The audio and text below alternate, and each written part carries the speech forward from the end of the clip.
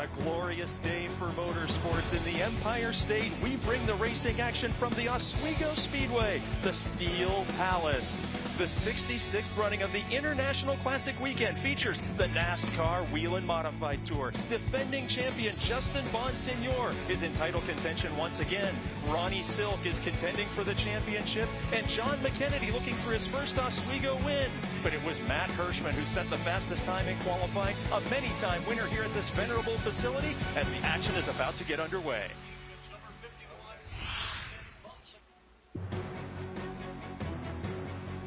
And now we send it trackside for the most famous words in racing from the Oswego Speedway.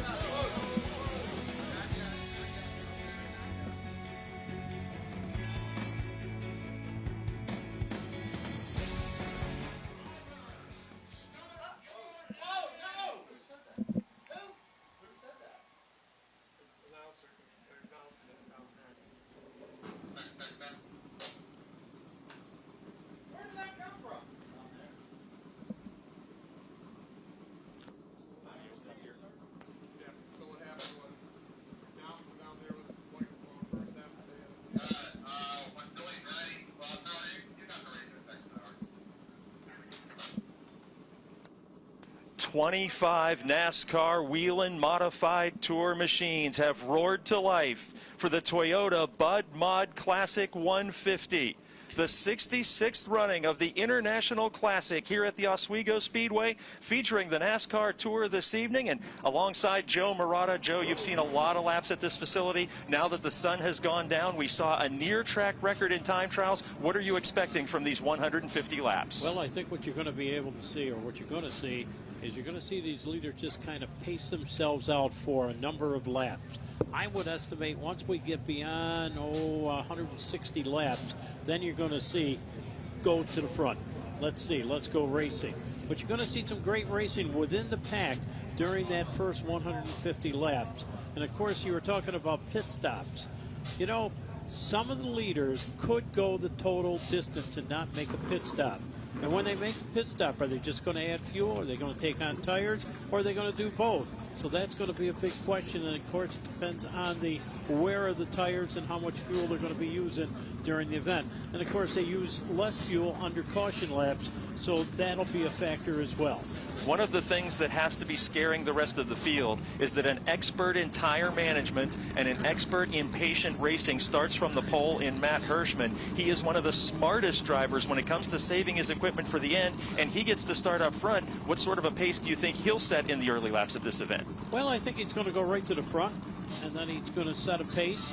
If he gets some competition, I think you might see him drop it back to third, fourth, fifth spot, and then, of course, wait it out till like the last 50 laps. Not out of character for him at all. No, not out of character. Remember, it only pays when you lead that final lap. Now, quite the opposite strategy we may see from Ronnie Silk. The Norwalk, Connecticut driver comes into this event second in the championship points chase. He starts back in 9th position, and track position can be a factor here at Oswego. We may see him trying to use that equipment up just to get a little closer to the front toward the end. I think you'll see him make a quick charge towards the front, probably try to run in the top 3 as soon as possible. You know, one of the factors right now is the sun has dropped down. The track is cooled off. It's much different than when they took time earlier today, and we could see a totally different race here on this track. The weather is just absolutely perfect here. The driver who sits third in the championship points chase, by the way, the highest New York driver in the title chase right now, Eric Goodale. He was a winner on the Tour last season, still hasn't found victory lane yet in 2022, but the 2009 Rookie of the Year starts from about mid-pack here. He's back in the 13th position. You've got to wonder if he's going to take any chances at all. Being in the podium position in the championship standings, he can't afford to crash out of an event or take too many chances, but he's going to have to work his way up to gain some ground in that title chase. Here again, I think he's going to pace himself for the first 125, 150 laps, and then make the charge. Like you said, he wants to save his equipment. He doesn't want to crash out. He wants to be there at the end. And speaking of crashes, the drivers were telling me after the practice sessions that here at the Oswego Speedway, spotters are absolutely critical because the elevated inside walls around this racetrack limit the driver's visibility far in advance. So the spotters here trying to keep their drivers out of trouble because these corners corners end up being nearly blind because of the elevated infield entering turns 1 and turns 3. Without a doubt, you can't cut it down onto the inside, use some of the grass, because if you try to use the grass, you're going to get some wall first. The drivers had some interesting takes on the inside barrier here at Oswego. Some of the drivers telling me that they frequently Nerf bar that wall in trying to use the inside lane, but if you touch a tire to that wall, suspension damage will ensue. And you could come up with a flat tire, and that does not take you to total 200 laps. Exactly. As the drivers now begin to build some heat into those tires. During the time trial sessions, the sun was blazing on this facility, and the very, very hot asphalt of the Oswego Speedway, 5/8 of a mile in distance, now cooling off. Luckily, the sun won't be a factor, shining into the windshields as they enter turn number 1 with that sunset. And a few more parade laps until we launch the Toyota Bud Mod Classic 150. 150 laps. The caution laps will be counted, so drivers will have to be very careful on their pit strategies to not go a lap down. And as you mentioned, fuel and tires, the tires being the primary concern for pit stops, as many teams believe they could go the distance on fuel but would be at such a disadvantage with worn tires at that point. Here again, it's going to depend on the caution flag laps. If we get a lot of them, it's going to save the fuel. But if we go green for, let's say, 100 full laps, then you're definitely going to see some pit stops. And a quick look at the starting field here as the pace truck makes its way down the covered grandstand front straightaway of this venerable facility in upstate New York. Starting in 25th, it's Walter Sutcliffe Jr.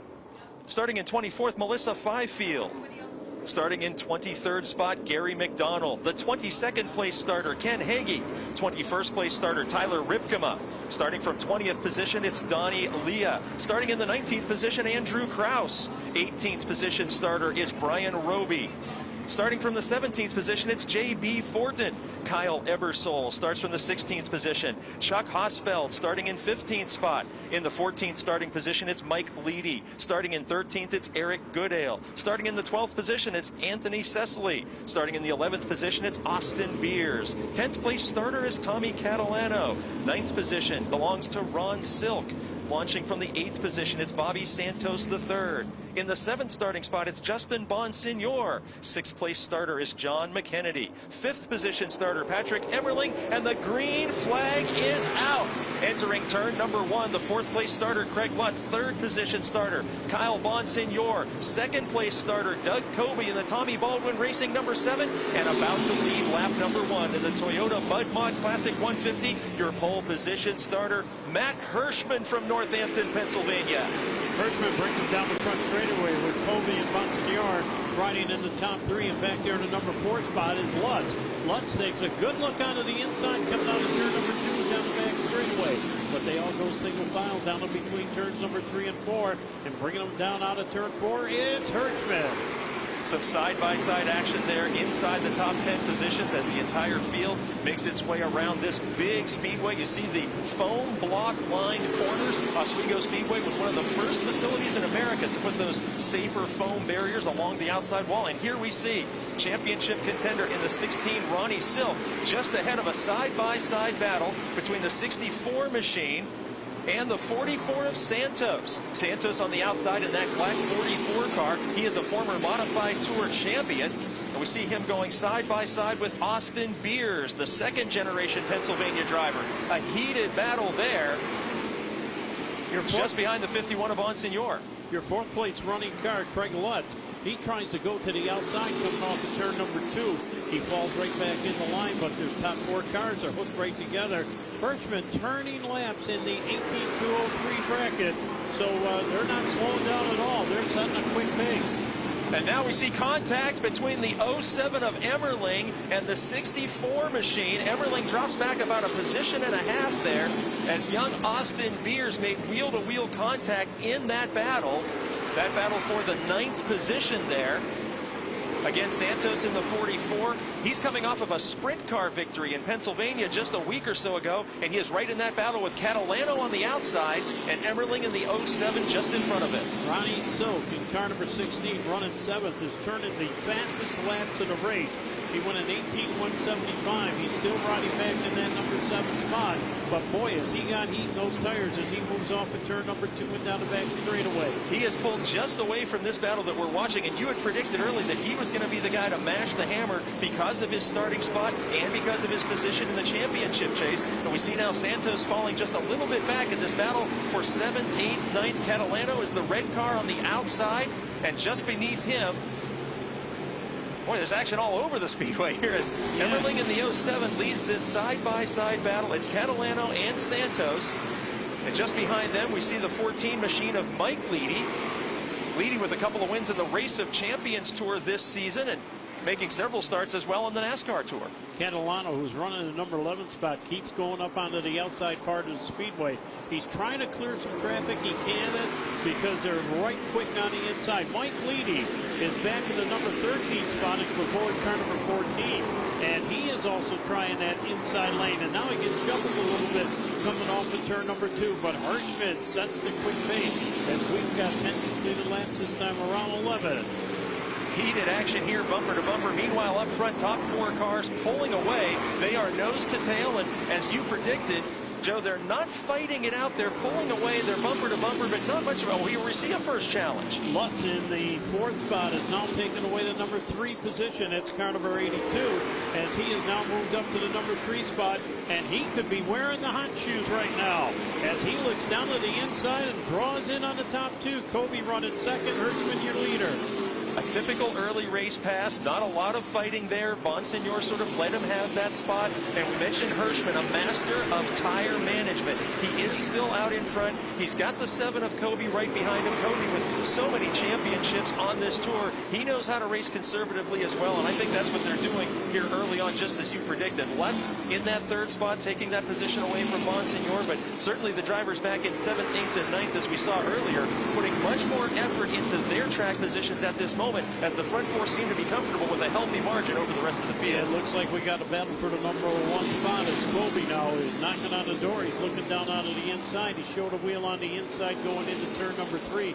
Pulling off at turn number 4, can't complete the pass as he comes down here in the front straightaway into turn number 1. And now Catalano in that red 54 machine, as we saw him running the outside lane alongside Emmerling. He's changed lanes to the inside and now quickly pulls away by 2 or 3 car lengths from the Emmerling 07 car. Let's see if the 44 machine of Santos III can make a similar move. There's the 2 of Chuck Hosfeld, part of that battle. Hosfeld, a New York driver with 9 career wins in the Whelen Modified Tour, driving that number 2 machine. He's one of the top-notch modified racers, but he has been terrible at retiring. He's attempted about 3 different times to call it a career and keeps getting good quality rides like this number 2 machine. As we see Emmerling now on the outside with the 44 of Santos, was just a moment ago challenging Emmerling, and now it's the 2 machine of Hosfeld who's trying to take that spot away from Santos. And Catalano seems to be closing the gap up for the leaders in front of him. He is Brown running 10th. He's trying to close in on the number 9 spot. So he's got some heat in those tires, and he is really rolling. As we watch Emmerling, Santos in the 44, and the 2 of Hosfeld performing relatively equal. Hosfeld in the 2 is right on the back bumper of the 44. These cars are going to make a change of position here very soon, but as you mentioned, Catalano pulled away by maybe 10 or 12 car lengths as soon as he got around the 07 of Emmerling, so he's really making a charge toward the front. I'm watching lap times, and your leader, Matt Hirschman, has dropped down to 18.4, where the rest of the pack behind him are 18.3s. So that could be a factor, but he may be backing off just a little bit to save that equipment. The 82 of Lutz, who already made an early race pass for the 3rd position, he is closing up just a little bit more on Kobe in the 7. Kobe with multiple victories this season on the Whelen Modified Tour. Lutz has 1 victory so far this season, and he was a winner last year as well. So 3 top-notch competitors showing the way here with 129 laps to go in the Toyota Bud Mod Classic 150 from Oswego. Your quick car right now is the 7 of Doug Colby. He's running the number 2 spot. He's turning 18.2 laps, where the leader turned in 18.4. His last lap was an 18.3. So 2nd place is getting a little bit quicker. Lutz is still back there 3rd. Bonsignor is running 4th. And McKennedy in car number 79 is in the number 5 spot. McKennedy had some handling issues during practice and was also not happy with his qualifying run. And when I talked to that championship contender just before the start of the feature race, he said that the changes they made for qualifying were significant. Whereas you see the Hirschman number 60 car not needing many adjustments as it would appear. He set the fastest time in qualifying as the last driver to roll out on the speedway. And as we mentioned, that was a hot and sunny surface. He knows how to set this car up for the cold evenings here in New York because he is one of the leading winners at this facility. And if the Pennsylvania driver behind the wheel of car number 60 goes on to victory today, he will break a tie with the legendary Richie Evans for most modified division wins here at Oswego. Kobe in that number 2 spot aboard car number 7. He's continuing to turn a quick lap. He's running the number 2 spot, and he is closing right in on Hirschman. Of course, Hirschman can set his own pace being up there in that number 1 spot. When we mentioned Hirschman and the statistical comparison with the great Richie Evans, it harkens back to that same era where the black number 7 NY was steered by Tiger Tom Baldwin for so many years, and now his son Tommy Baldwin, a NASCAR team owner and fielding this team for Kobe. And we've got some smoke on the backstretch. The 32 of Ripkema maybe laying down some fluid. The 32 machine showing signs of smoke. And there we see Tyler Ripkema bringing out the caution flag as we will check the racing surface for any fluid or slick spots. Tyler was running back in the 21st spot. He was turning good lap times running back into that position.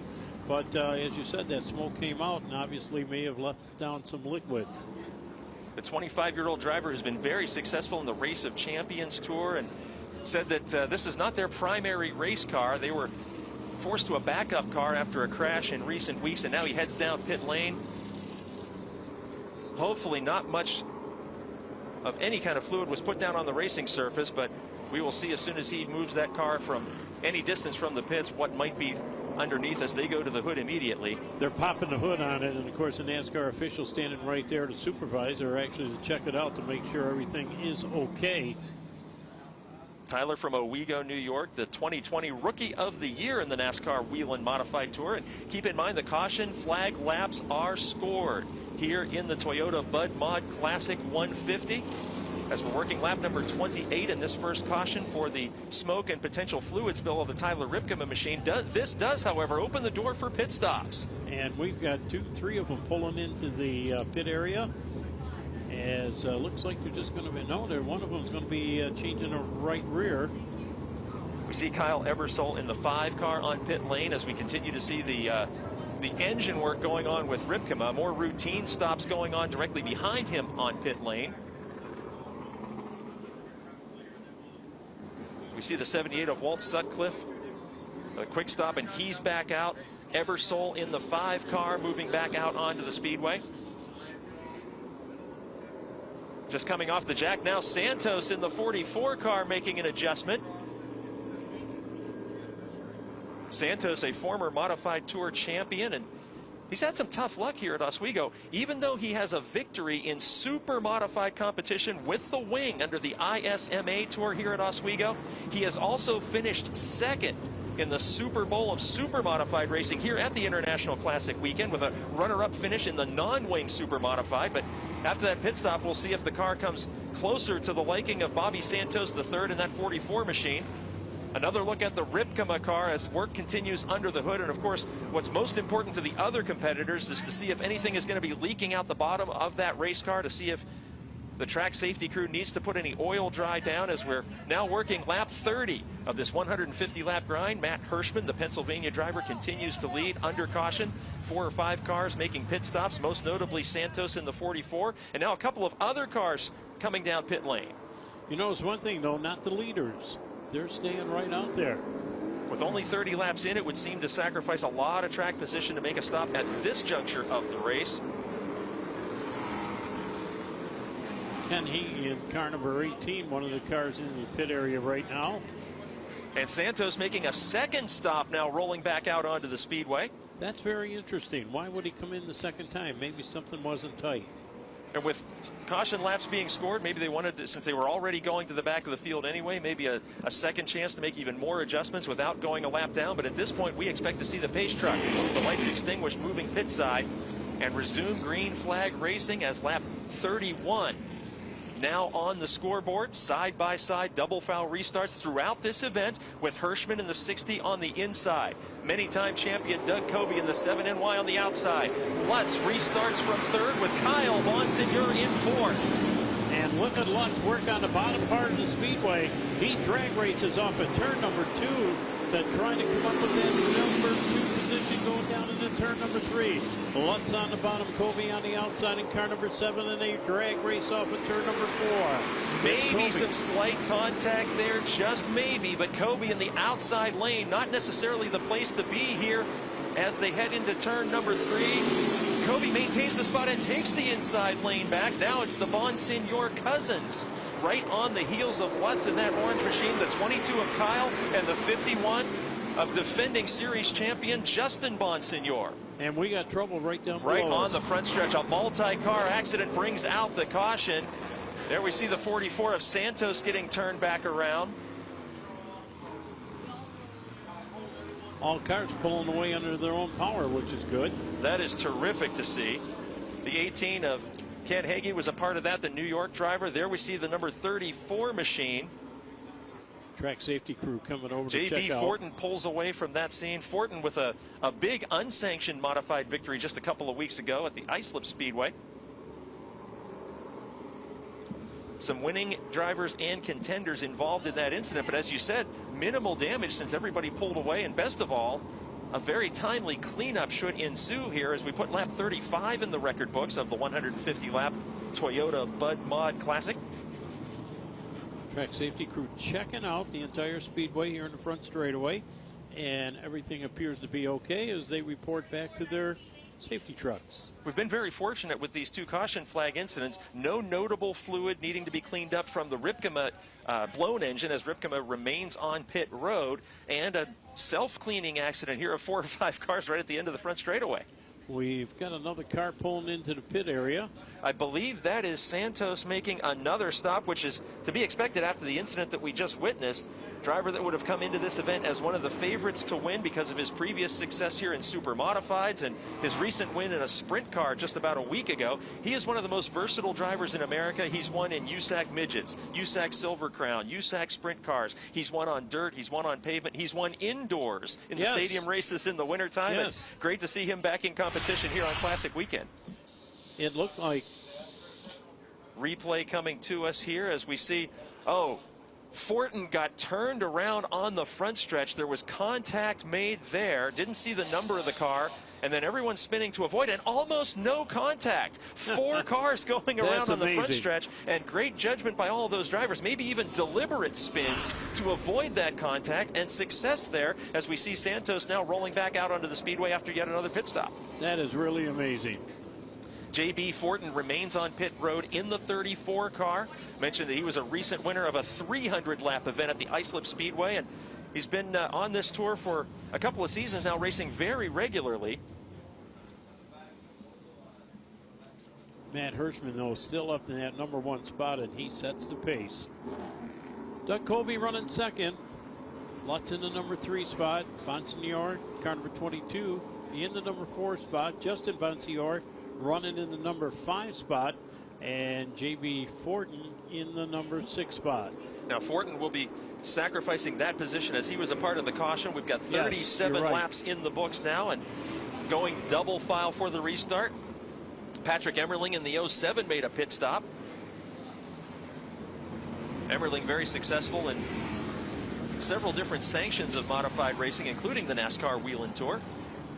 We mentioned the NASCAR Whelen Tour, and during introductions we said that Matt Hirschman, your race leader, has just 1 victory on the tour this season. That came in the opening round at the New Smyrna Speedway during the Florida Speed Weeks World Series event. He has numerous wins this season in unsanctioned racing and Race of Champions sanctioned racing, so no surprise to see him up front. And of course, one of the all-time leading winners here at Oswego, lining up to the inside of Coby in the 7NY, the Tommy Baldwin Racing entry, and as the pace truck remains on the speedway, we're going to take another pace lap here as track officials notice something not quite right. So we're going to take another pace lap here. Interesting to look at row 3 for the restart. championship contenders. Bonsignor in the 51 is going to restart from the 5th position, and to his outside, John McKennedy in the 79. McKennedy has raced here at Oswego more often in a super modified than he has in a modified, but he's not experienced great success there. He started about mid-pack and was very unhappy with the handling of the number 79 car. They made numerous adjustments and had several intense team meetings down there, making major adjustments and minor adjustments to the front suspension, and the championship contender has made his way into the top 6 for this restart, as we've got lap 39 scored of 150. We'll begin to work lap number 40 under the caution here, but McKennedy may have made the right changes, and he has certainly played a smart race so far to find himself in 6th position. 40 laps have been completed. Matt Hirschman has set a great pace. He goes out in front, just sets the pace and just sits there and just kind of wait for someone to come up alongside, and then he seems to mash the throttle. It was interesting, Joe, when you mentioned the lap times of Kobe being slightly faster than your leader a few times during that last stint of green flag racing. It seemed like every time Lutz got close to the rear bumper of Kobe, he was one of the fastest cars, so you've got to wonder what he's saving for late in the race in that 7NY machine as well. Now the pace truck set to head to the infield of the Oswego Speedway. We are on lap 40 of 150. Matt Hirschman in car number 60 will bring us back up to full speed on the front straightaway, and we're green. And a hammer down here in the front straightaway. Hirschman back up in that number 1 spot, but Kobe on the outside trying to get a run in that number 2 spot. Can't do it. He pulls back in line, and then Lutz back there in the number 3 spot. Bonsignor in car number 22 running in the number 4 spot.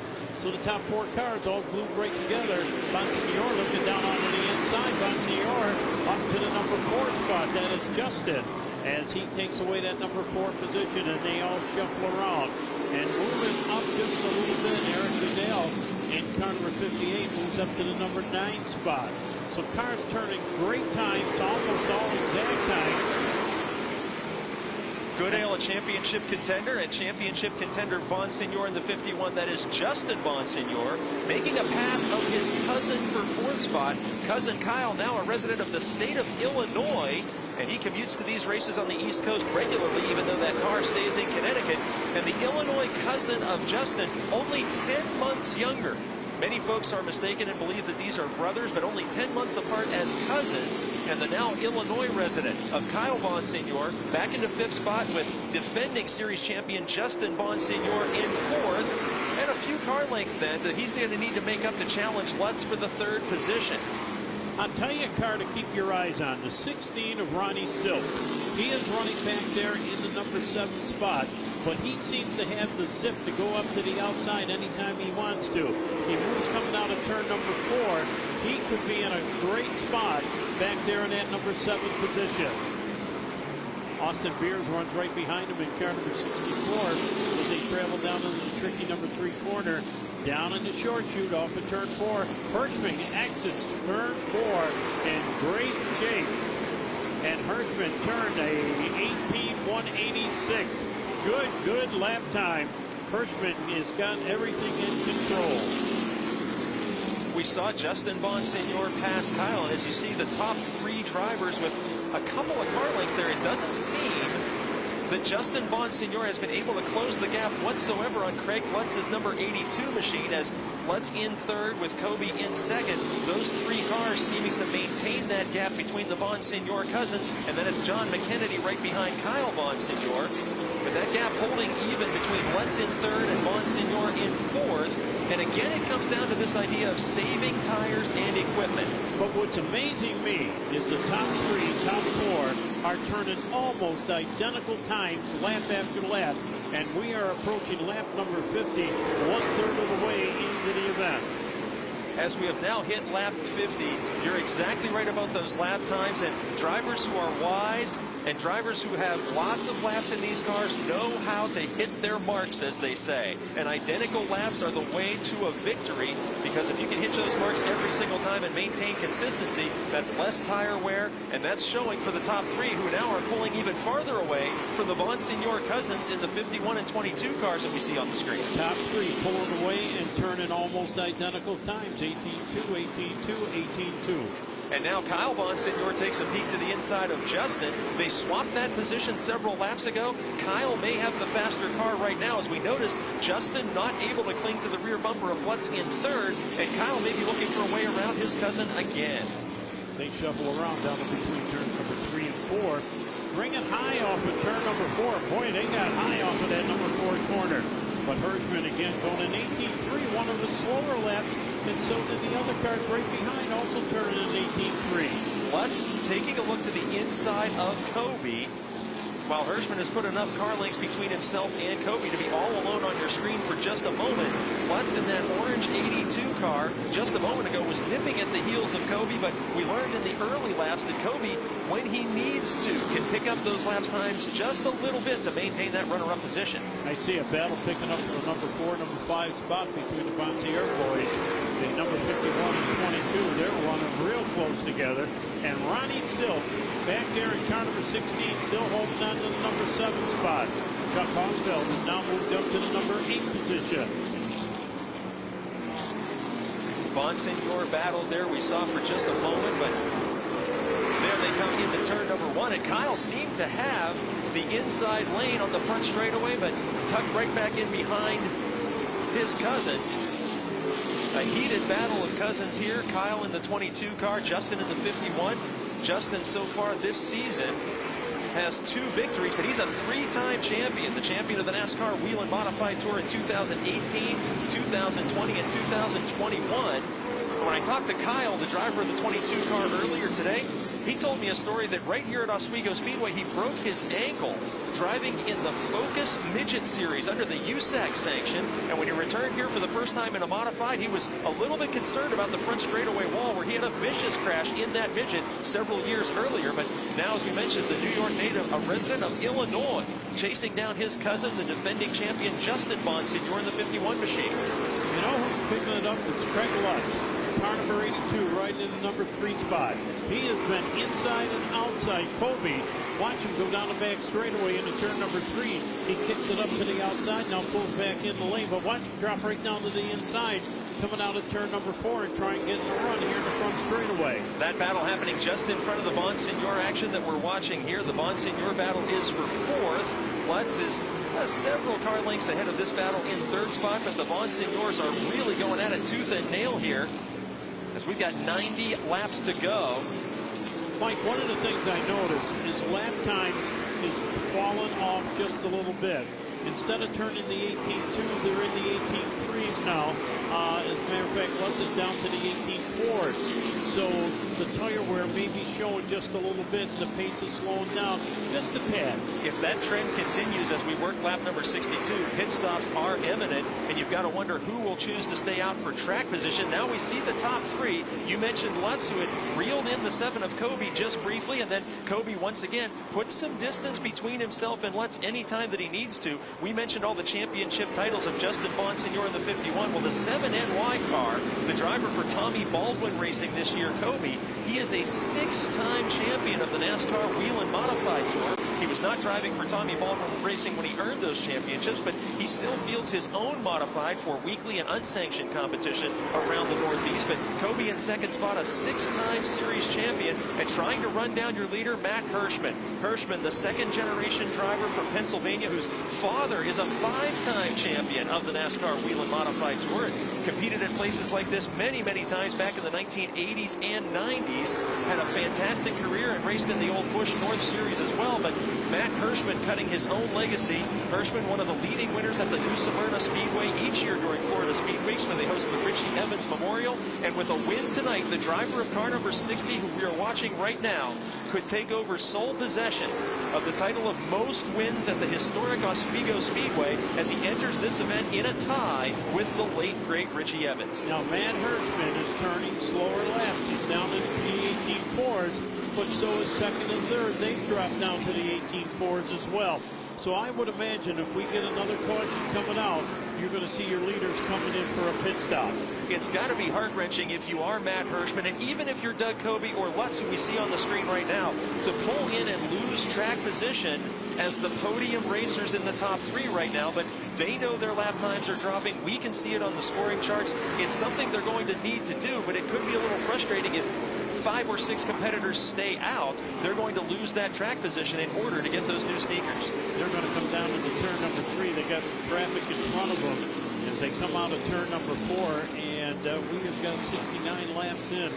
Side by side go the Bonsignors, wheel to wheel, Nerf bar, and Kyle takes back the position that he held not long ago. It's back to Kyle Bonsignor in 4th, Ooh, Justin Bonsignor in 5th, and in turns 3 and 4 a problem. Caution flag will wave. A car has spun. That is the 26 machine. Gary McDonald, the New Yorker in car 26, goes around. McDonald came into this event 12th in the championship point standings. I didn't see the incident happen, but in between turns 3 and 4, he pulls away from the scene of his own spin. Caution flag on lap 70 of 150, and now we eagerly anticipate pit stops. Who will come in? What will they do when they come in? Suspension adjustments? Just tires? Everybody will obviously take on some kind of fuel, I would assume, unless they have some sort of weight balance strategy for a car that's set up maybe for the lighter empty tank later. But we assume fuel. It's going to be very interesting. Do they take right tires? Do they take rear tires? Do they make any suspension adjustments at all? And as drivers were telling us earlier, if you get a wheel on that inside elevated retaining wall that's unique to Oswego Speedway, there may be some major suspension adjustments for the drivers that have clipped that inside wall. The pit boys are getting ready. They're hanging the signs out. They're flashing the lights. And I would assume this time around you're going to see a fury of cars coming into the pit area. They're all getting ready. I would assume that they're going to be changing at least a right rear and a right front and add fuel. I would agree with that in most cases, but we're going to see now. And the drivers who are electing to stay out will probably fake pit. Look at this. The entire field is headed down pit lane. The pace truck is all alone in turns 3 and 4 at the Oswego Speedway. Pit action about to get underway. Leader Hirschman rolls to a stop. Baldwin's pit is all the way toward turn number 1 as this spacious pit area has spots all through the infield. Here we see your leader, Matt Hirschman. Rear end is up, and they are changing both rear tires on the Baldwin Racing machine of Kobe and going for a right front tire there as well. Hirschman with the same. Now we're back to the 60 car, and we see the same thing. 3 new sneakers for the drivers running 1st and 2nd prior to the caution. And once again, every car has come in. Pace truck is all alone except for the car that was responsible for the caution, as McDonald is the only one out there behind the pace truck. Kobe exits first, and now Hirschman has to back up around the car in front of him, so that could have cost him a couple of seconds. As we work lap 72, now the field making their way back out. Pit stops for everyone, and we'll see how this one shakes out with official scoring. Pace truck headed to turn number 1, and again, McDonald, the only car behind the pace truck. He was the spin that brought out this caution flag, but Kobe in the 7, I believe, got out a few positions ahead of Hirschman.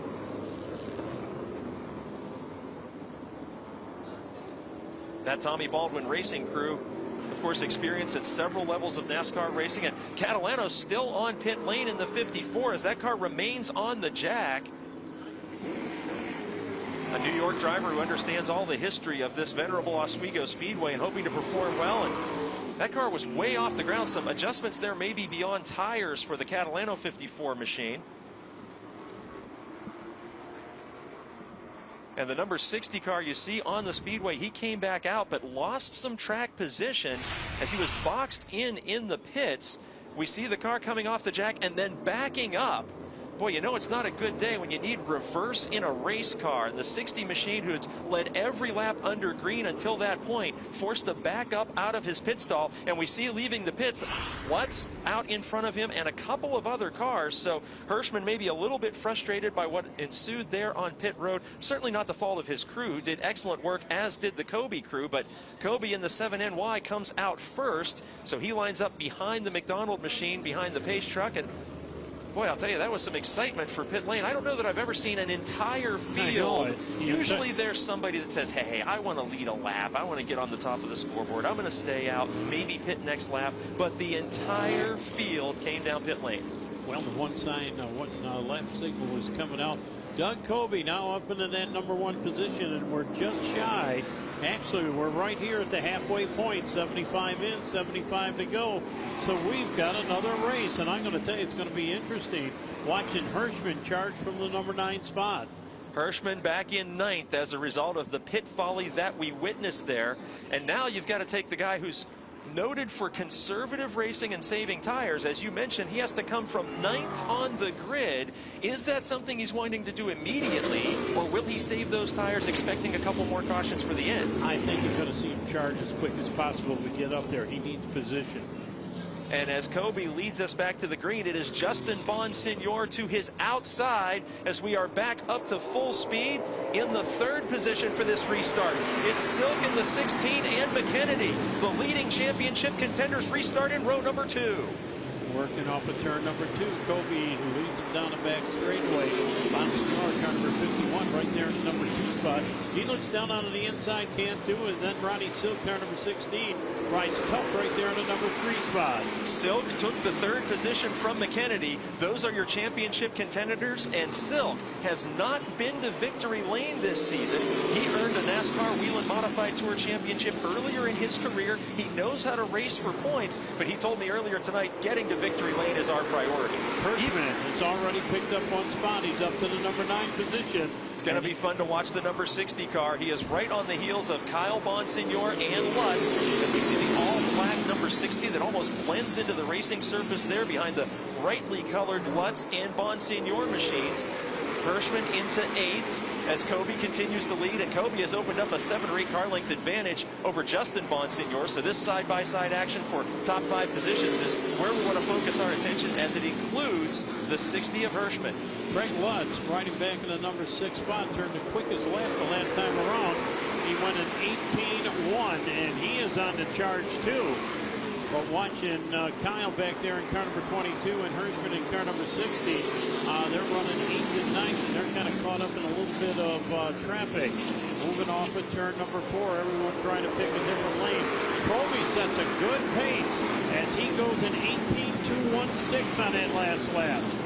Andrew Kraus just in front of Kyle Bonsignor there, and Kraus was able to defend that position. Kyle Bonsignor with Hirschman in tow looked to have the room to make a pass as we see the 22 car going back to work once again on the New Jersey driver Kraus.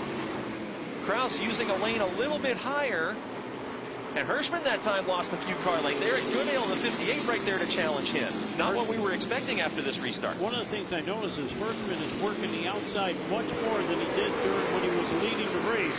So he probably feels that's the fast way around the speedway. If he's going to need the high side to return to the front, maybe laying his own rubber down there is going to help him later on, as he's probably hoping more and more drivers go up there to produce a lane higher in these turns. All race long, he didn't have to worry about passing, and now after that pit stop being boxed in the infield, he has got to come from the 9th position on the restart. He's gained 1 position, and he has Kyle Bonsignor just in front of him. And as we were talking about Hirschman losing spots, how about Kyle Bonsignor? He was 4th, I'm sorry, when the caution came out, and now he's lost several positions as well. So both he and Hirschman needing to fight back to positions that they once held under green. I'm trying to keep your eyes on his 3rd place running, Ronnie Silk. Ronnie now charges to the inside, going down into turn number 3, and he's got that lane open right now. Will he be able to occupy the number 2 spot coming off of turn 4? Can't get it done. The defending champion of the Tour in car number 51, Bonsignor, trying to hold off Silk. Silk, who is definitely in championship contention. He came into this event 3 points behind, just 3. So that's really 1 position for him to take over the points lead from McKennedy in the 79, who's right behind him. So Silk knows what he has to do. He wants to win a race. He is in championship contention, but a championship without a victory, very unusual to achieve in motorsports. Silk has been oh so consistent, but he wants to cross that finish line first at some point this season, and it'll certainly help his championship stance. I'm watching Matt Hirschman. Matt is trying to switch around different lanes because he wants to go to the front, but he just can't get by that traffic in front of him. So now instead of going to the outside, he's going to the inside. Here we see Lutz and McKennedy just behind the Silk machine. Silk in that silver number 16 car, the former Tour champion. And McKennedy, who seems to have really made the right changes. He was unhappy with the car after practice. He was unhappy with the car after qualifying, but he's right there with his championship nemesis. So when you've got a 3-point lead, what better to do than to keep the guy that you're fighting for the title with right in view? Colby's looking real good going down that back straightaway. He's got about 5-car advantage, and he is working a higher lane going down into turn number 3. So apparently that outside lane is quicker, and we'll see if some of the other competitors will go to the outside as well. Exactly what we saw Hirschman trying to do just a few moments ago as we work lap number 91 of 150 here in the 66th Annual International Classic Weekend at the Oswego Speedway in Oswego, New York. Race leader Kobe. In second spot, Justin Bonsignor. In third spot, Ron Silk. In the fourth position, championship points leader John McKennedy. In fifth, Craig Lutz. Then Andrew Krause now in the top 6. Kyle Bonsignor in seventh. Matt Hirschman, the early race leader, still back in 8th position. He can't seem to get a lane to get up and get around some of the traffic. When he goes to the outside, the inside lane seems to be quicker, and then vice versa. We know Hirschman is a master of saving his equipment. At lap 93 right now, we do anticipate another caution flag or two over the final 56 laps or so. Maybe Hirschman is waiting for a late race run, understanding that maybe a couple of the cars in front of him would try to pit again. But Hirschman, who is a master of saving his equipment, may be doing just that, or maybe after that pit stop, the right set of sneakers is not what he needs. Maybe that car is not handling as well as we saw it earlier, because now he's 2 or 3 car lengths behind the 22 machine. You know what's funny is your leader, Doug Colby, is turning only 18.420 laps. So he may be backing off just a little bit to save the equipment.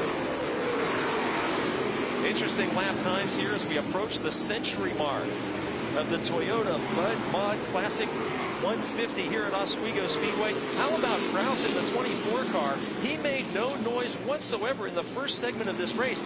After the pit stop, he gained a few spots by positioning from the pits, but boy, he is really hanging on and doing a great job. Remember, Kyle Bonsignor in the 22 was a top 3 and top 4 car all through that first 60-some lap segment where we were under green, and now Krause in the 24, the New Jersey driver, able to hold off both he and Hirschman here in the top 10.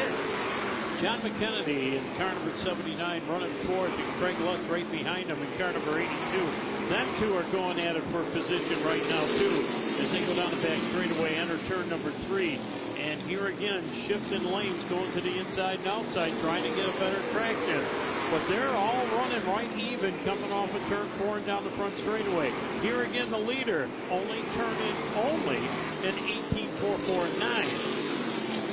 And it's enough to keep him out in front by about 4 or 5 car lengths over Justin Bonsignor. And boy, that time McKennedy seemed to have a window. If he had forced the issue, he may have been able to get inside of Silk. But once again, those two are campaigning for the championship, and cooler heads prevail. If that were 2 laps to go, maybe a different scenario. But McKennedy backed off and let Silk keep the position. Now a lapped car plays into the battle. And of course, when they come across the stripe this time, they're at lap number 101. So 2/3 of the race is in the books, and now it's showtime. Indeed it is. There's Silk in the 16 car, and right on his heels McKennedy, and then Lutz in that orange 82 machine. Lutz, who's really come into his own as a superstar performer in the NASCAR Whelen Modified Tour these last couple of seasons. He told me earlier tonight, this is a strange place to drive. It doesn't really compare to most of the other tracks on the Whelen Modified Tour, but he's made 3 or 4 starts here, and he's looking awfully good behind the 2 championship contenders in a top 5 position with less than 50 laps to go. Well, Bonsignor, who's running in the number 2 spot, he's got a lot of heat-nosed Hoosiers, and he is trying to close in. He's riding back in the number 2 spot. He's turning an 18.6. Your leader's turning an 18.4. So your leader has still got the advantage. As we've been very entertained watching the Silk and McKennedy battle all the way back to Hirschman here, these cars all grouped right together. All the action that they are providing for us has really allowed Bonsignor and Kobe to escape. There's nearly half a straightaway now between Silk's number 16 car and the 51 of Justin Bonsignor in second. So with Kobe and Bonsignor being unchallenged, they have been able to bury this battle for other top 5 positions and run away with it. Meanwhile, Silk has to be concerned not only with his line, but the line that McKennedy is taking and trying to defend that position. Very good, yes. when they go down into turn number 3, one of the things I noticed, they try to shift up into a different lane and try to move up to the outside. Kobe has bounced around on the inside, the outside of turn number 3, but then holds that middle lane coming out of turn number 4. And he's turning an 18.3, so he has picked it up. Some 25 to 30 laps after the wholesale pit stops, and Matt Hirschman has not been a factor in this event. He's only gained 1 position since the restart, so that pit stop may spell disaster for his hopes to become the all-time leading winner in modified action here at Oswego. But Kobe out in front, stretching his advantage just a little bit over Justin Bonsignor, and there's Hirschman right there. He's got the 2 of Hosfeld closing in on him, but Hirschman has really been unable to challenge Kyle Bonsignor, and again Bonsignor behind Andrew Krause. Krause, who ran a smart first half of this race, and he may have been the guy doing the best job of saving equipment, because he is now solidly inside the top 10, and with 2 barn-burning cars from the early stanza of this race behind him, he has not wavered whatsoever in that number 24 machine. 110 laps will be in this time around when they come off of turn 4 and cross the line. And Bonsignor, who runs in the number 2 spot, trying to close in, trying to move in different lanes and so on, but can't do it. And they're both turning times in the 18.5, so a little bit slower, but nevertheless, they're still holding their pace. Kobe has pulled away from Bonsignor, but I believe that Bonsignor has pulled away even farther from the drivers in 3rd, 5th, 3rd through 7th or 8th here as we watch that battle. There you see Kobe at the bottom of the screen. There's Justin Bonsignor, and all that space back to the silver 16 of Silk, who still has McKennedy and Lutz right on his heels. Ronnie Silk is running back in the number 3 spot. He has slowed down considerably. He's down to an 18.6, but behind him an 18.599, so almost identical times.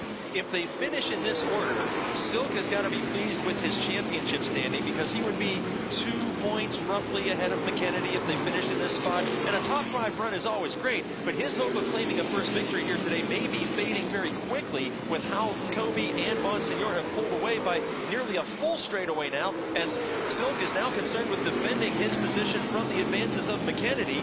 Lutz right there as well. I've got to believe that the McKennedy and Lutz cars are just about equal, and of this trio, Silk may be the slowest as McKennedy moves to the inside once again. And comes up onto the inside off the corner, and he may have that position, yes. At the scoring line, he made it official by about half a car length, and now here comes Lutz as well. So Silk goes from perhaps taking the series points lead to losing even more ground to the 79 of McKennedy. It's now McKennedy in 3rd spot. It's now the Lutz machine in 4th, and now Silk back to 5th. Lutz is back up to the number 4 spot now as he goes in 18.8. Way off the pace, but nevertheless taking that 4th position. It's lap 115, and Doug Kobe in car number 7, the Tommy Baldwin Racing entry. A 3-time winner on the tour already this season, stretching out his advantage over the 51 of defending series champion Justin Bonsignor. And now that we see that the 79 of McKennedy has made his way around the number 16 car, we're going to see if he can possibly close in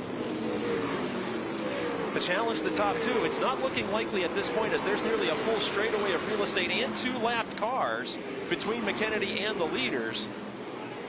J.B. Fortin returns to pit road in the 34 car. 3 cars have pulled in the pit area within the last lap and a half. This is very interesting. Something could be up. And if you're Doug Kobe, that's terrific news, because that's less lap traffic, assuming that those drivers are experiencing a problem that he will have to weave through later. We see Hirschman there in the 60 being challenged by the 2 of Hosfeld. Hosfeld, who spent many seasons driving the number 22 car. Very, very successful on this tour with 9 career victories. And boy, he is all over the back bumper of Hirschman.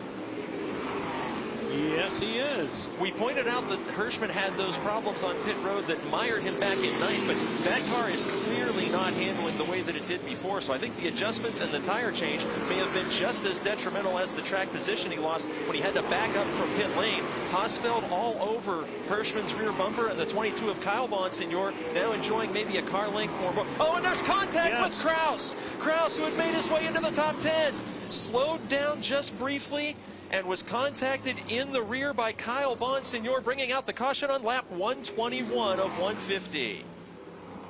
He backs away under his own power. Boy, he had such a turnaround from the first half of this race to the second. Had to be so pleased with his progress, holding off two of the top contenders in the first stanza of Green Flag Racing. And then that incidental contact with the 22 of Kyle Bonsignor sends him around. And now, will anyone make a pit stop on lap 121, 122 by the time the pace truck rolls out? My first guess would be that Matt Hirschman may make his way down pit lane, because that car is not handling anything like it did in the first portion of the race. It's not. And boy, he had to jump on the brakes as well. As we see the replay, Hirschman may have even flat spotted the tires as Kraus spins off the front bumper of Kyle Ebersol, and we saw that tire smoke in the frame briefly. That was from Hirschman locking up the brakes. Well, we're going to see as they come off of turn number 2. Let's see if any of them drop down and want to make that pit stop. Race leader Doug Coby may be faking a pit stop here, and no, the race leader heads to pit lane. That is very interesting. The Tommy Baldwin Racing crew, maybe they expected more of the top 5 or 10 cars to pit, but leader Coby heads down pit lane. McKennedy, the championship points leader, is on pit lane. The 16 machine of Ronnie Silk. Hirschman, as we predicted, also on pit lane. Yep. It's lap 123 of 150, and Eric Goodale, another championship contender, is on pit lane. I did not see that coming for race leader in the 7NY. Coby making a pit stop here. Another tire change. Seems risky to give up that track position because he had this field pretty well covered. I hope that they put the tires on of the same circumference and tire pressure. Here comes Hirschman in the 60. Now out of this group, a nice clean pit stop, but there are several cars that stayed out on the racetrack, and he and Coby and McKennedy, as well as the 16 of Ronnie Silk, will all have to contend with the drivers who chose to remain on the speedway. This is going to be a major shakeup in scoring as the pace truck heads toward the scoring line here to begin working lap number 124 of 150. 27, it'll be 26 laps to go when they come around.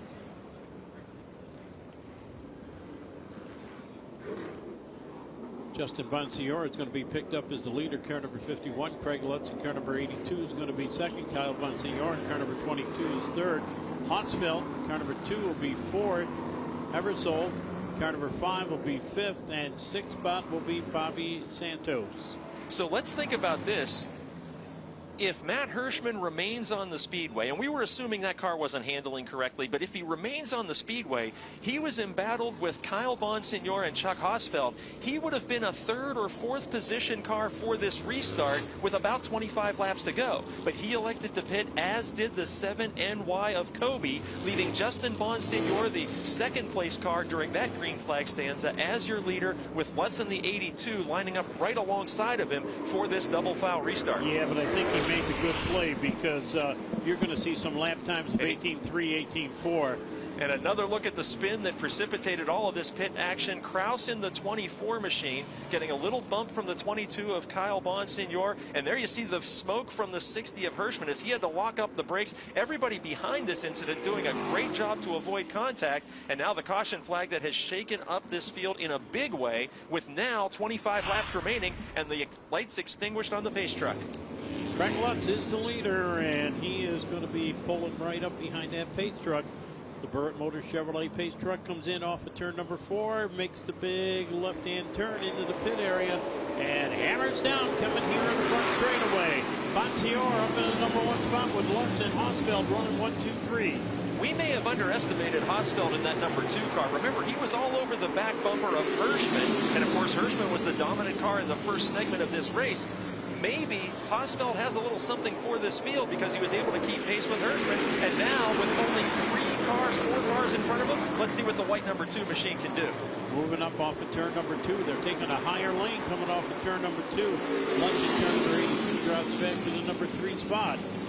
They come out of turn number 4, and it's a big shuffle coming down here in the front straightaway. Briefly, Doug Coby was 3 wide back there trying to return to the point position. The Oswego Speedway is awfully wide, but 3 abreast racing, never a good idea until you get to these late laps of the race when chances will be taken. And Coby is doing exactly that to return to the front. Bonsignor in the 51, your race leader as we work lap 129. And Kyle Bonsignor, his cousin, right in second with Lutz and Hausfeld. Lap times are in the 18.4s, so they have picked up just a little bit. Now they work down in between turns number 3 and 4. Craig Lutz now going to the inside, now right back up onto the outside as he comes down here to run straightaway. Right behind Hosfeld, the driver who's made more pit stops tonight than any other, Bobby Santos III in car 44. He is now a top 5 machine as a result of the pit stop shuffle. He was on pit lane several times, and maybe they've got that car right as he is now in the top 5. But look at this heated action going wheel to wheel in the top 5. And Hirschman back in the number 7 spot, and he's closing in now as he swings off turn number 2. We saw Lutz in the number 82 machine, wheel to wheel there with Hosfeld as they do that one more time. Look at this action up front. Top 4 cars really putting on a show as we work lap 132. Bonsignor boys still riding 1 and 2 with Lutz right there in the number 3 spot. Lutz trying to close in, looks down to the inside, going down to turn number 3. He backs it up, puts it right back into position. Now looks down onto the inside again, coming off the 4th corner. It looked like there was some cousinly contact there that got Kyle in the 22 car just a little bit off as he had to back off when light bumper touch with leader Bonsignor. And now look at this, wheel to wheel. Lutz takes over the runner-up position and opens the door for Hosfeld. Chuck Hosfeld in the 2 car out of retire. Oh, we got a caution flag. Cars up against the wall in turn 3. 2 machines up against the styrofoam barriers, bringing out the caution flag on lap 134 of 150. And boy, this caution flag may be exactly the opposite of what Kobe and Hirschman needed. Now we'll have less green flag laps for them to climb back into the top 5. Ebersol, one of the car number 5, one of the cars backed into the foam up there just at the exit of turn number 3. I believe we saw Anthony Cecily pulling away in that 19 car. Cecily, who's only made a couple of tour starts here recently, but ran nearly full time on the NASCAR Whelen Modified Tour several years ago, back in 08, 09. And so, oh, and look at the damage to Ebersol's machine as he's creating that famous Oswego snowstorm, pulling away with some of that styrofoam tucked inside the rear bumper. And I'm sure he's going to be pulling the pits to get that styrofoam off of there. This is going to be very interesting. 15 laps to go, a shootout. But not what Kobe and Silk and McKennedy and the 60 car of Hirschman wanted to see. They needed every possible green flag lap to try and get back up into top 5 positions. And after making those late race pit stops, you've got to wonder if strategy hasn't cost some of these Tour veterans a victory here when the checkered flag will wave in just 15 laps. Justin Bonsignor, defending Tour champion, your leader. In 2nd spot, the 82 of Craig Lutz. Both of those drivers have been to victory lane in 2022 on the NASCAR Whelen Modified Tour. Then the 22 of Kyle Bonsignor, your leader's cousin, the Illinois resident. Then the 2 of Hosfeld. Hosfeld's strategy seems to have played out the best as he was in the top 10 but not really threatening before those first pit stops. He played the track position perfectly and is now in a position to challenge for a podium finish here in that number 2 car. So good strategy there as the Ebersol number 5 car rolls back out. That number 2 machine of Hosfeld, he has been very, very successful. I mentioned 9 career victories on this tour, numerous wins in the Race of Champions, and he is also one of the all-time leading winners here at Oswego as he sits in about the 3rd or 4th position. We talked about Richie Evans and Matt Hirschman being tied in the all-time modified win list here at this venerable speedway, and Hosfeld is in that conversation statistically as well, driving car number 2. And here we see Silk back on pit lane. Championship contender sacrificing more track position here. Remember, he came in tonight 3 points behind McKennedy in the battle for the 2022 title, and I'm not sure what kind of an adjustment that was made on the 16 car, but another pit stop means he'll drop back several more positions as we're on lap 137 of 150 here at the 66th annual International Classic weekend at the Oswego Speedway. You are watching the Toyota Bud Mod Classic 150, and Silk in championship contention, still seeking his first win of the year, returns to action as he pulls in front of the damaged Ebersol machine that brought out the caution flag here late in the going.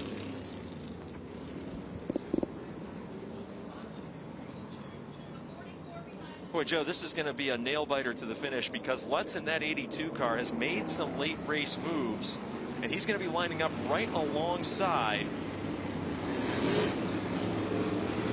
Well, the Bonsignor boys are going to be tough riding 1 and 2, let me tell you. We saw some contact. We saw some contact there earlier. Just light bumper contact as Kyle just got a piece of the rear of the 51 and backed off as he should and allowed Lutz to challenge him. But Lutz, as I was saying, lining up right alongside Hosfeld. Those four drivers are going to make this a very interesting race. And once again, back to fifth is the driver who was struggling so much early on, Bobby Santos III in that 44 machine. They're entering turn number 4, ready to come out of turn number 4. The Burritt Motors Chevrolet pace truck pulls up on the inside, out of harm's way. The green lights are on, and a drag race down the front straightaway with 11 laps to go. Lutz pulls right to the rear bumper of Justin Bonsignor, trying to take the second spot from Kyle Bonsignor. He does. And he has got it. Meanwhile, wheel-to-wheel action all the way back through the top 10 behind them. Lutz in that number 2 spot, looks down onto the inside, coming in between turns number 1 and 2 off of turn 2. But Bonsignor Justin up there in that number 1 spot with about a 2-car advantage. Hosfeld gets around Bonsignor's 22 machine. How about that? Chuck Hosfeld, who was not a factor in the first portion of this race, has figured out how to put himself in a podium position here as Justin Bonsignor in the 51 leads Craig Lutz. Then it's Hosfeld, Kyle Bonsignor, Bobby Santos III, and side-by-side action behind. The battle for the number 1 spot. Craig Lutz, he wants to win.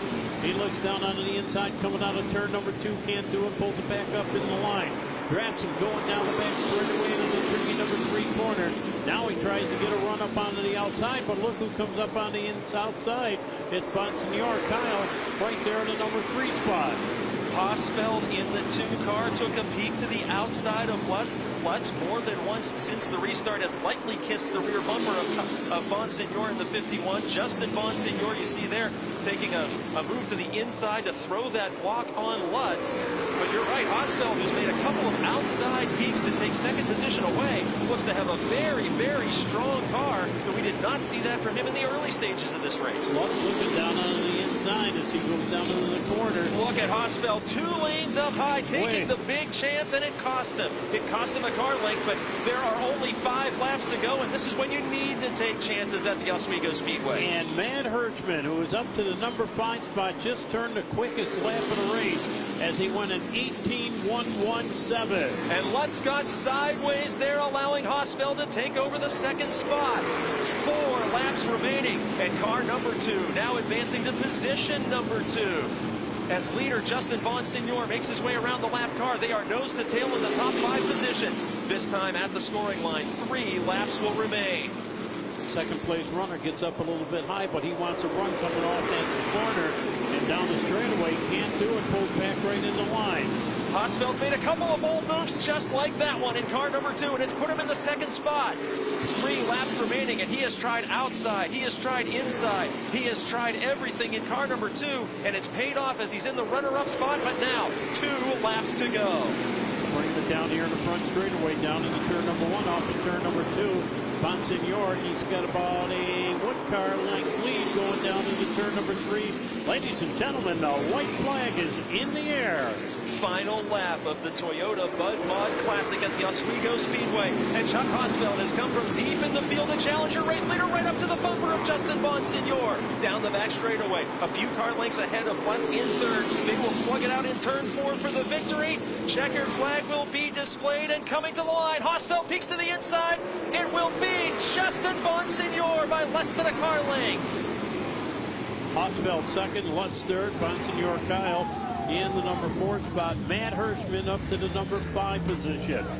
John McKennedy, car number 79, 6th. Doug Colby finishing 7th. Then it's going to be Bobby Santos in the number 8 spot. Eric Goodell in the number 9 spot. And Andrew Kraus rounding out the top 10.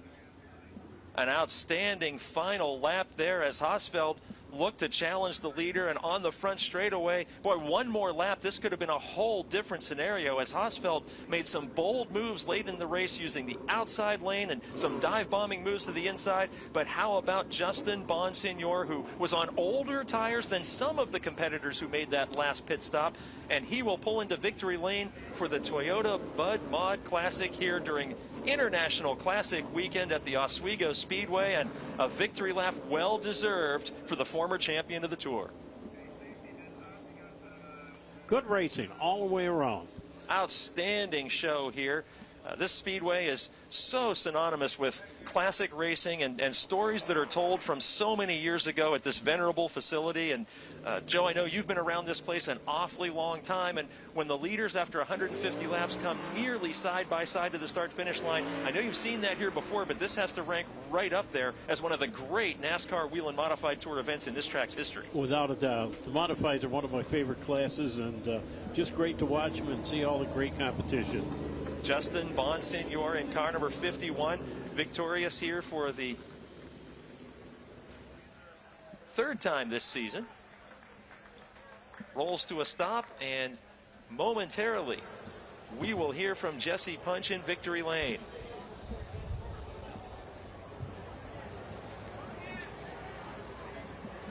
What? If he's ready to get out, let him get out. All right, well. Woo! A hard-fought victory and a last lap that was thrilling for us race fans, and we'll hear in just a moment how it felt from the driver's seat of the man who took the white flag on the point position and had a rear view mirror full of Chuck Hosfeld. Victory lane being assembled here on the front straight of the Steel Palace, the Oswego Speedway. Yeah?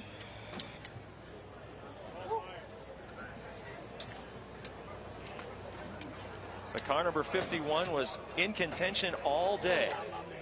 Often in second place, often in third place, and in just enough to get it to victory lane by less than a full car length when lap 150 presented itself here on the wide front straight of the Oswego Speedway as a challenge was imminent. And the winner of the Toyota Bud Mod Classic at the Oswego Speedway, about to emerge from the 51 machine as victorious, the 2021 NASCAR Whelen Modified Tour champion. Does it again.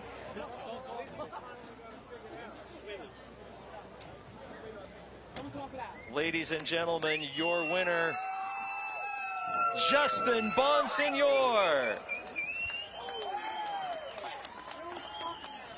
Take it away, Jesse.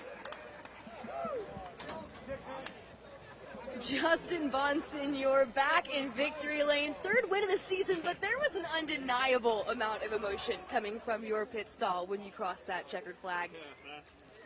What does it mean for this 51 team to be back in victory lane? You know, we've been struggling for where we feel we should be running this year, and I mean, that's not to be, you know, whiny or anything like that. We hold ourselves to a high standard, and it's been an up and down summer. We had a few issues that took us, you know, put us behind, and then just haven't had the speed or the consistency week in and week out, or even from run to run. We're just chasing a car, and we got it good tonight. I wasn't too happy with it after qualifying, but guys just stuck with it, and it was really tight on that second set of tires. And I don't know if Doug just got tired of winning or if I faked him out. I faked like I was coming to pit road, but we weren't coming, and it was a gift getting a lead, but Chucky was really good there at the end. Funny thing is, Chucky was supposed to spot for me tonight and couldn't because he ended up racing. So I just can't thank my Phoenix Communications team enough. Ryan Stone prepared another great car. Guys did an amazing pit stop.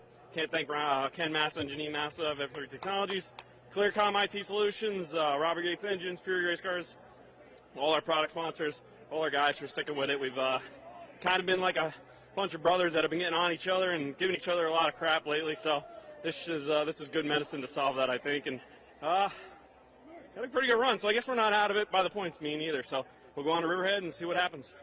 No crap tonight. It's all about celebrating with your guys, Justin. Congratulations on the win. Thank you. I appreciate all the fans coming out, Flow Racing, everything everybody does to make this happen. And it's pretty cool to win on Classic Weekend again.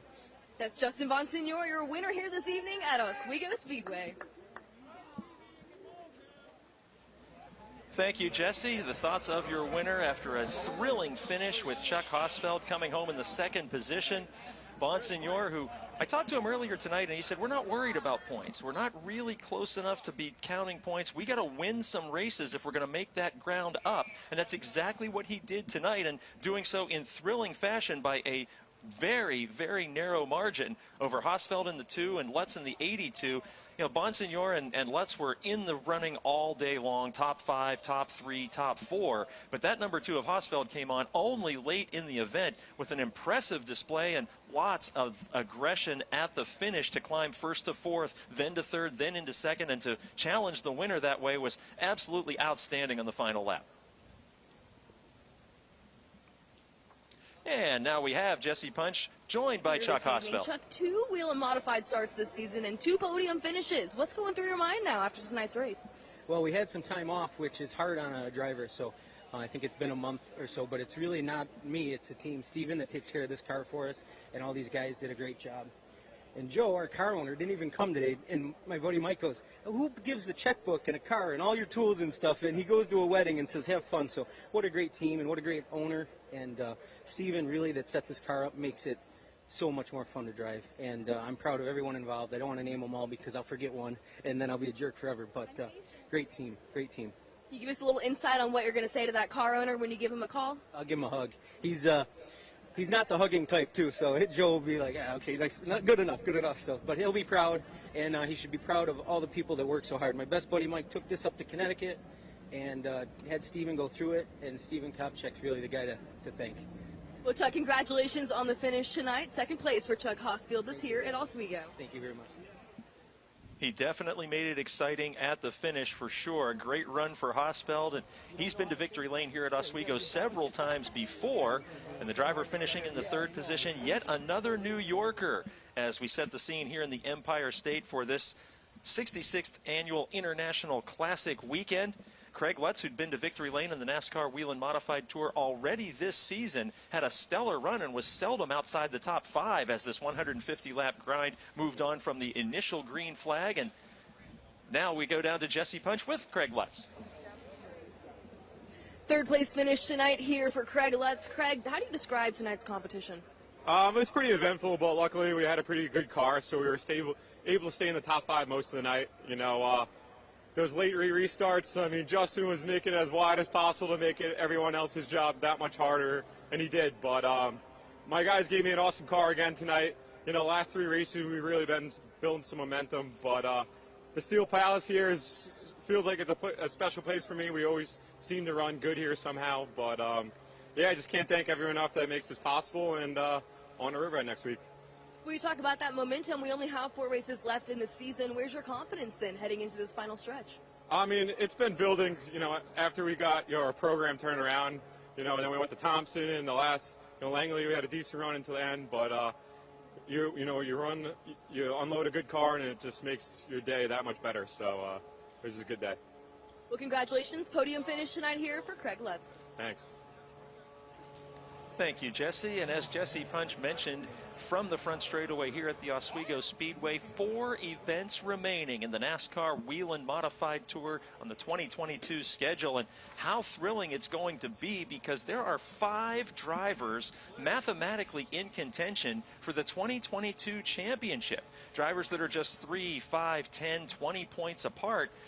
Boy, this is going to be a stretch of races where there's so many things on the line. Everybody wants to find victory lane, as Bonsignor told us earlier tonight that his best means of getting to the championship is multiple event wins, because he was 20-some points behind coming into this event. So with other drivers thinking that the victory lane is where they need to be to win a championship, these final 4 races are going to involve a lot of Excel spreadsheets and a lot of math.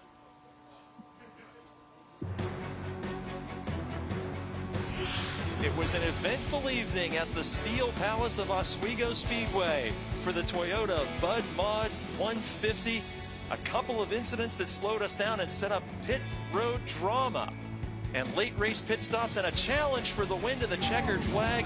It was a spectacular night of NASCAR racing here at the Oswego Speedway, and we'll see you next time.